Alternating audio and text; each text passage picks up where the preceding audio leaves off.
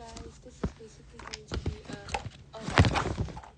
Middle East overview, because there hasn't been a lot of videos on the internet and there's no oversimplified it, so I figured I might as well just take matters into my own hands and I'll just try and do that. So in this video is in no way trying to influence anyone's political beliefs, nor is it to sway anyone's views over anything. I'm not trying to discriminate, hurt, or offend anyone of any religion. I'm just trying to educate people over the history of the Middle East because I want a 9, and this video will today's video will cover a brief background of the Middle East, even though it's non-examinable, the Balfour Declaration, and the British Mandate. So basically, this long-lasting dispute is based on a small piece of land between the Mediterranean Sea and the River Jordan. Jerusalem has deep religious significance. So basically, this long-lasting dispute is based on a small piece of land between the Mediterranean Sea and the River Jordan. One city in this land, Jerusalem, has deep religious significance for the free world religions, Judaism, Christianity, and Islam. Through the dispute between Israelis and Palestinians is more than religious claims. Issues about religion had played an important part in the conflict. For Jews, the Holy Land is their promised land. Jews settled here over 3,000 years ago, and despite internal divisions, periods of exile, and being conquered several times, the Jews had lived here until the 2nd century AD. And by here, I mean Jerusalem. However, in the 1st century BC, the Romans conquered this land, which they named Judea, or the land of the Jews. Following a Jewish rebellion, the Romans destroyed the temple and banned Jews from living in Jerusalem. The Jews were treated very harshly, and over the next 1900 years, this is 19,000. Over the next 19,000 years, the Jewish people often face a huge amount of anti-Semitism. Sometimes they are victims of violent attacks, and some countries expel Jews completely, as England did in 1219 and Spain did in 1492. Jerusalem and Palestine came under Muslim control in about 640 AD, where Arabs conquered the area and converted much of the population to Islam. The Arabs built 2 important holy buildings in Jerusalem. I'm going to pronounce this wrong. The Al-Azga Mosque, built on the spot where Muhammad ascended into heaven, and the Dome of the Rock. Though the Ottomans were Muslim, they were Turkish, not Arabs. Arabs were throughout the Middle East, including those living in Palestine, hated living under the Ottoman control. They were treated harshly and were forced to pay heavy taxes. Clashes between Turks and Arabs became frequent and violent. Though the Arabs were not united, demands for independence had become widespread by 1914. The Balfour Declaration, issued in November 1917, was a pivotal statement for the British government, expressing support for the establishment of a national home for the Jewish people in Palestine. This is so now we are at the point.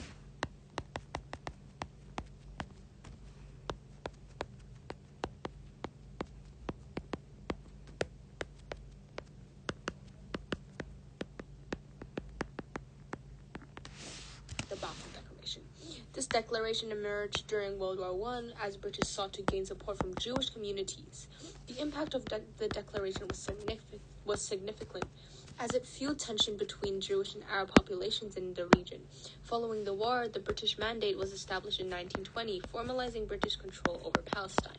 The period saw increased immigration of Jews into Palestine, leading to further conflict with the Arab population. In 1923, the League of Nations formally gave Britain the mandate to rule over Palestine. Its terms were clear. Britain had to protect the rights of Palestinian Arabs, establish a homeland for the Jews, and prepare the country for independence. It proved to be an impossible balancing act. Palestinian Arabs were shocked and angered by the mandate. They were furious that they had not been granted independence immediately, nor had they been consulted about the use of Palestine, their land, as a Jewish homeland.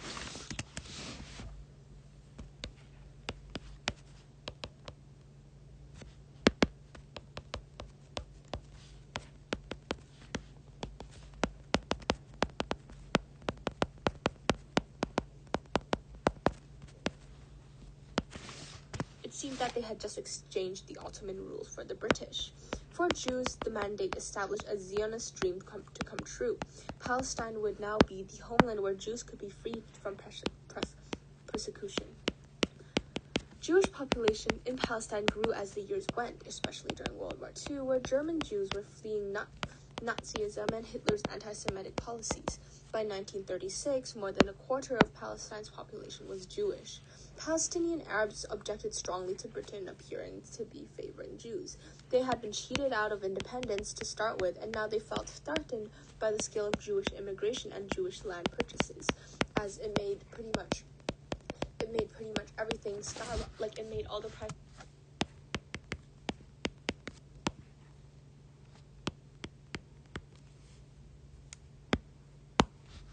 to skyrocket.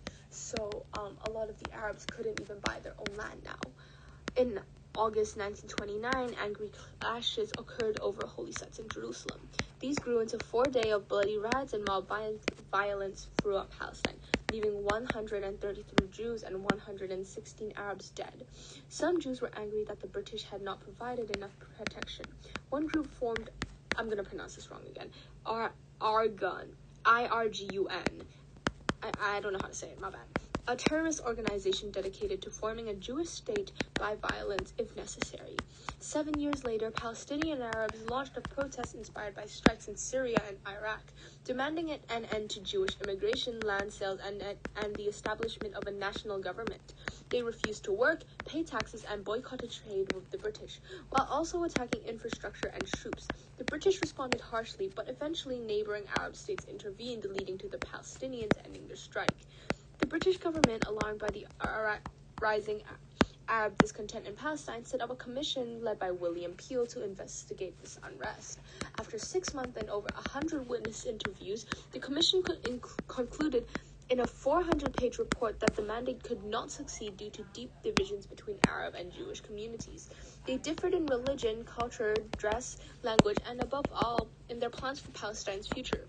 In short, they had nothing in common. Lord Peel recommended partitioning the country between two groups with a small area remaining under British control. He also advised halting all Jewish immigration to territories designated for the Arabs. These are the reactions to the Peel proposal. Though they disliked the details of the plans, most Jews actually did accept the idea of the partition.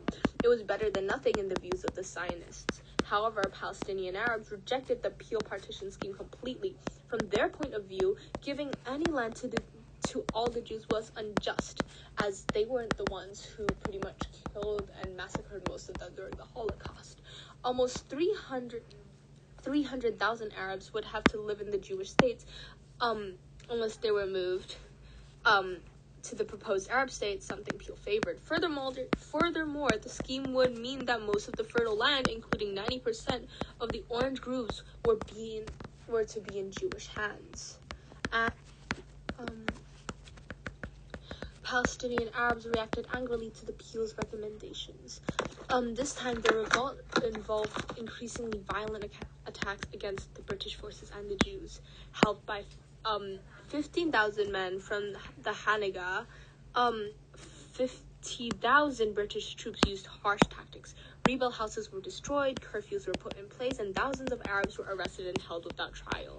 Many were beaten or tortured, and villages suspected of helping rebels were occupied and their inhabitants expelled. Weapons were confiscated, and to prevent sniper attacks, British soldiers tied Arab hostages to the bonnets of their lorries. This is actually really messed up. I can't lie. Honestly, this entire, the whole Middle East, war could have probably been, a lot shorter or not as messy as it actually would have gotten if it weren't for the intervention of the British. But, yeah, I'm just saying that. My own opinion. By 1939, when the revolt ended, about 250 British troops and 300 Jews had been killed. And on the Palestinian Arab side, about 5,000 had been killed, while 15,000 had been wounded. In fact, over 10% of the adult male Arab population had been killed, wounded, imprisoned, or exiled. And among the exiles were all the leaders of the Palestinian Arabs. In addition, the British had confiscated their weapons, which left the Palestinian side in a particularly weak position. So this is about Palestine and the Second World War, which was that the threat of war with Germany led to a sudden change in British policy in Palestine in the early 1939. For the British to win the war, oil would be needed from the Middle East, and this would require Arab cooperation. The Peel Plan was shelved, and the suppression stopped. The British also limited the number of Jewish immigrants allowed in Palestine to 10,000 a year for 5 years. So basically, once war started, the British started to be more lenient with the Arabs due to their need of oil. Nice. The timing of this decision could not have been worse for the European Jews, who were desperate to escape Nazi persecution. Palestinian Jews protested on the streets, but nevertheless, when the war did break out, most agreed to a truce with Britain was necessary until the Nazis had been defeated. Along with some 25,000 Arabs, about 27,000 Jews from the Hanaga and Argan fought with the British forces during the war. So, as we can see here, Arabs and Jews had worked together to defeat a common enemy before. But few members of the Argan disagreed with this policy. They had set up the extremist group Lehi, L-E-H-I, and continued to struggle against Britain. So, as we can see, not all Jews wanted to work with the Arabs. So this is about like the Holocaust and why the Jews needed to go to Palestine. So I'm sure we all know about the Holocaust. On 15th April 1945, as the Second World War was drawing to a close, British troops liberated Bergen-Belsen, a Nazi concentration camp. The troops found 60,000 prisoners inside the camp, most seriously ill from typhus and chronic malnutrition. A further 13,000 dead bodies lay around. As Allied troops liberated more camps, the full horrors of the Holocaust were uncovered. 6 million Jewish men, women, and children had been murdered. Survivors spoke of the appalling brutalities that they had suffered, of hard labor, starvation, torture, humiliation, beatings, medical experiments, and forced marches. Most of those had lost their entire families and their homes. For these survivors, there was no reason to stay in Europe. Many wanted a new beginning and in the USA or in a state of their own, in Palestine. Shocking reports about the Holocaust meant that there was a great deal of international sympathy to help them. The Holocaust had shown the need for a Jewish homeland was greater than ever. At a conference held in London in 1945, Zionists demanded the immediate creation of a Jewish state in Palestine. They had hoped that the British government would be sympathetic and help Holocaust survivors to move to Palestine. The Labour government elected in Britain in July 1945 had to tackle the Palestinian issue immediately. Although there were about 250,000 Jews in displaced persons camps in Europe, the problem of balancing the conflicting demand of Jews and Arabs remained. So now the new British Foreign Secretary, Ernest Bevin, set a strict limit of 1,500 Jewish immigrants a month into Palestine. He had two main reasons to do this. Number one, he believed that the flood of Jewish immigrants into Palestine would result in civil war between Arabs and Jews. And number two, the Britain need to keep on good terms with Arab states in the Middle East. The war had shown the importance of oil, and Arab states like Saudi Arabia had huge reserves of it. These Arab states did not support Jewish migration to Palestine. So basically, Britain was playing a losing game on both sides, of which they were trying to please both Arabs and Jewish people, which were proved to be highly unsuccessful because both Arabs and Jews had nothing in common. The only time they did actually do coexist together was when they were fighting a common enemy. However, when the common enemy was defeated, there was no reason for them to be civil with each other, and due to their differences, they could not coexist peacefully. If Jews were to take Palestine as their own homeland, Arab people could not live there because they simply could not coexist. They were like water and oil. They could not be mixed together. Stop.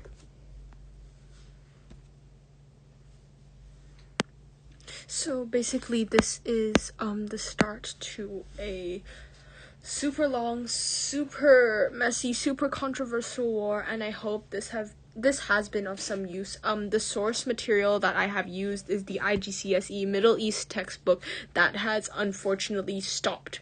Like, it has stopped production due to it being due to it being controversial, but I do hope that I explored like both sides of the argument, of which the Jewish people do need like their own national homeland. They have been displaced many times. They've encountered like extremely terrible atrocities that no person should ever have like the misfortune of experiencing. But on the other hand, the Arabs also, like, the land was in the hands of the Arabs, and they did not want to, like, I'm sure nobody would want to lose their land in a war that they had not been like a part of, and especially because it was so sudden, they hadn't been consolidated with. I'm sure it's an extremely hard thing for both sides. I mean, for both the Israelis and for the Palestinians. It's extremely hard to teach this subject without like showing like bias, but I hope this has been informational of some kind, and I hope that everyone can get a GCSE 9, because that's honestly all I'm here for. I just really want that 9, dude. Pause.